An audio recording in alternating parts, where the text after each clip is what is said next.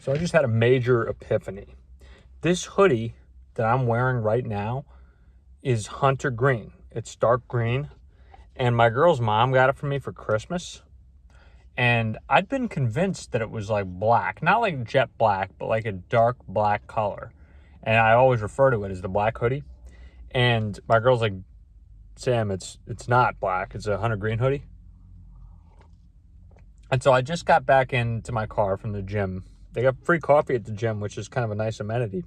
But I just got back into my car, and I'm looking at the hoodie, which I wore here because it's a chilly day today.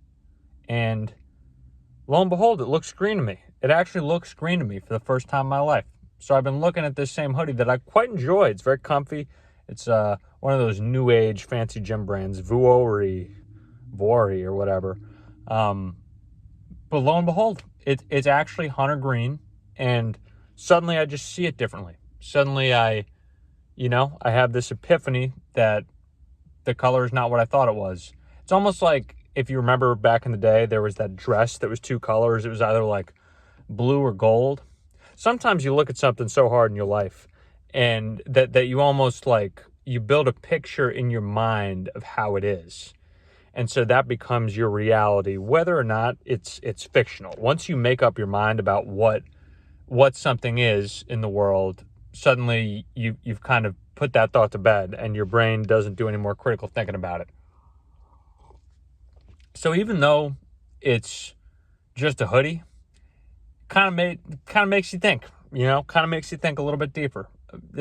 People talk about limiting beliefs, what you believe you can or cannot achieve. Same thing. Maybe you have a limiting belief towards life, which is false. Maybe one day you'll look at the hoodie and say, nope, it's actually hunter green, and you just got to see it in a certain light to believe what you're looking at. So kind of brings me circuitously to the point of my video. That's not what I was going to talk about today directly, but it is a thought that I had right before I started filming. So I decided, let's share it with all the millions of people, aka 5 or 6 of you who watch my videos right now, who I deeply appreciate, every one of you. So day 14, filming YouTube videos, and I was watching back some of my previous posts, and I was thinking, like, God, these videos are just rambling. They're not really on point. They're not really on topic. They're really just what comes to mind. Like, if I'm talking with my buddies, we're just hanging out. It's more of a conversation that flows in a circuitous route. And so I was thinking, these might be some of the worst videos of all time. I've filmed and posted 13 of them, and this will be number 14. And damn, if it ain't just a dog shit product right now. I'm even impressed that there's other people besides myself and my girlfriend and 1 or 2 other people I know personally who even watch these. If there are those who even watch them consistently. But I will not let that deter me from posting them, because whenever you start at anything new, you're just going to be terrible at it. And that's the nature of the beast. I mean, that's just the way it works. Whenever I started working in sales, I was bad at it for the first, couple weeks. I could work hard. I could make a lot of calls, but I didn't know what to say. You get nervous at that kind of point of the sale. You get nervous when it's time to challenge the prospect on their limiting beliefs. A lot of times they're not buying your thing because they don't believe it'll, fix the problem or whatever. And they just don't believe it when they should. I was so bad. I'm still not a great athlete, but geez, was I bad at pretty much every sport I tried to pick up growing up. When I was a kid, and I used to play a lot of League of Legends, I was bad at League of Legends to start. I ended up working my way up to be platinum rank, I think, after a while. But the kind of the point is, no matter what you start doing, you may have some natural level of aptitude or talent or whatever, but you're probably not going to be good at it when you start doing it. Kind of the key is it something that you think is worth focusing time, dedication, and effort on to improve at? In my case with these YouTube videos, I do believe it's worthwhile. I think that on the other end of this is a life where I can, I can share thoughts and insights, and I can have fun talking to the camera and talking, hopefully to an audience of people who actually have some fun watching these. And so for me, that's a worthwhile goal. And if I can make money with it too, it's an end goal of mine. I wouldn't say an end goal of mine, because there's bigger goals in life than money, but I would love to be a person who makes $1 million a year. Maybe I'd love to be a person who makes multiple $1 million a year. But I think in today's day and age, it's important to have some kind of online presence in order to achieve that. I think this is a very direct path to achieving that. So I'm willing to be bad and look stupid. Like, God, if any one of my friends found these videos, I would probably get clowned. Next time we went out for, went out for a pint or something, it would be, they wouldn't clown me because I have good friends, but it would be a topic of conversation, like, oh, dude, you post today? Like, you know what I mean? I don't mean it in a bad way, but that's what happens when you're starting new. You're kind of entering the foray, and you're figuring out if you can be good at something or not good at something. So at the end, is it worth it to you to do it or not? I think I circled that point pretty well, but maybe I left something hanging somewhere. I'll only find out when I watch this back after it's already posted. Similar thought or similar topic.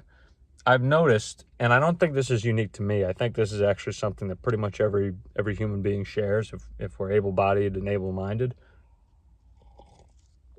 If you dedicate enough time towards something, you will just eventually be good at it. There's no question about that. I don't know if I'm good at speaking to the camera.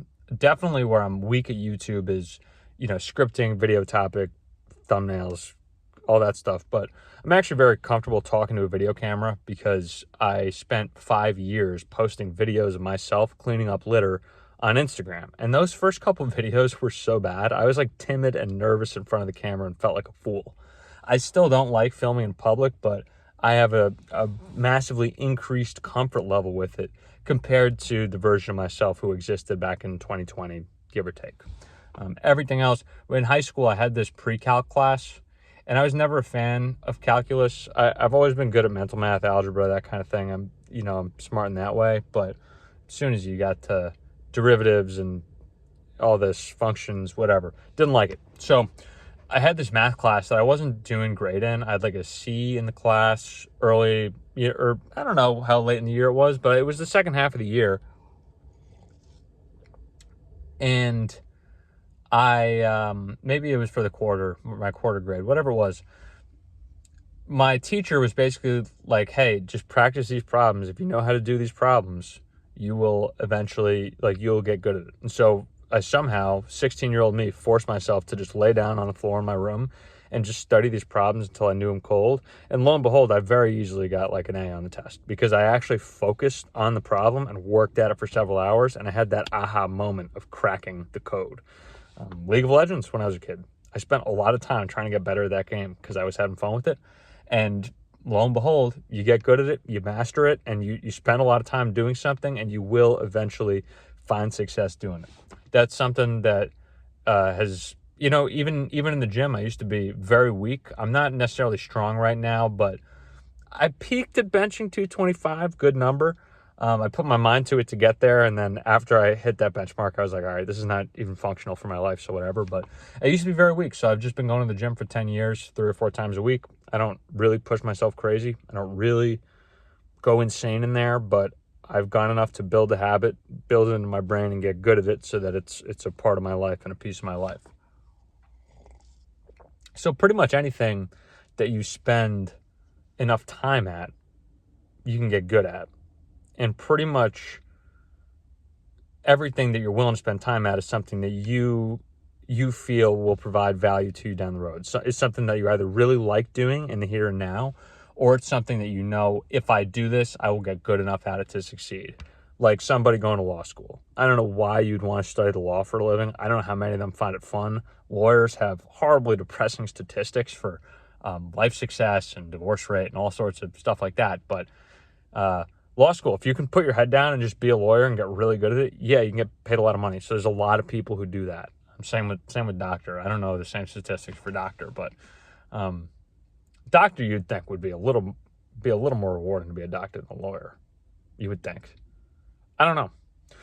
So I guess the point is I'm posting the worst YouTube videos ever that are really tough watches, I'm sure.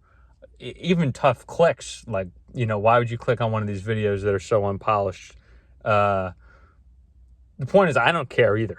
These are the worst videos ever, and all I want to do is study what works and what doesn't work and see if I can't get to a level where I make not the worst YouTube videos ever, but I make passable YouTube videos.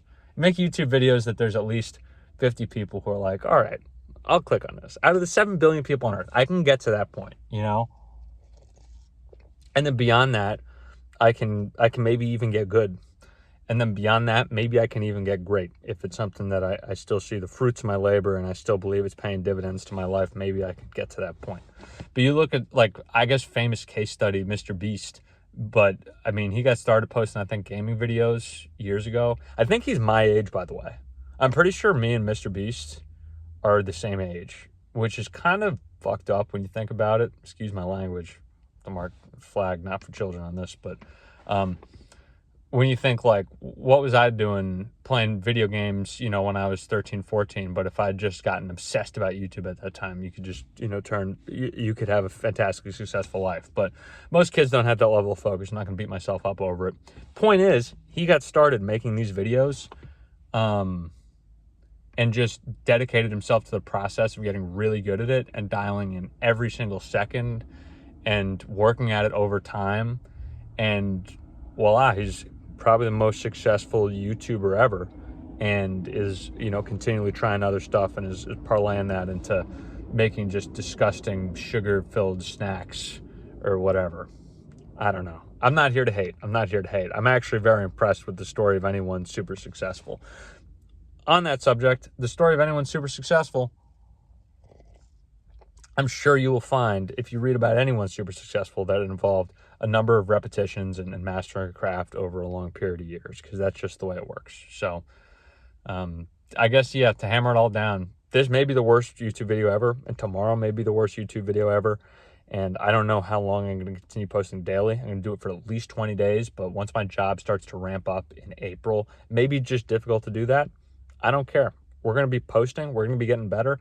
And if this isn't a much more watchable product in September, I'd be shocked, because these are the little things we dial in, baby. This is for love of the game. This is for love of the process. And if you've watched the video through to this point, I love you too. Please subscribe, and I'll continue loving you tomorrow with another download from the brain, whatever it happens to be about.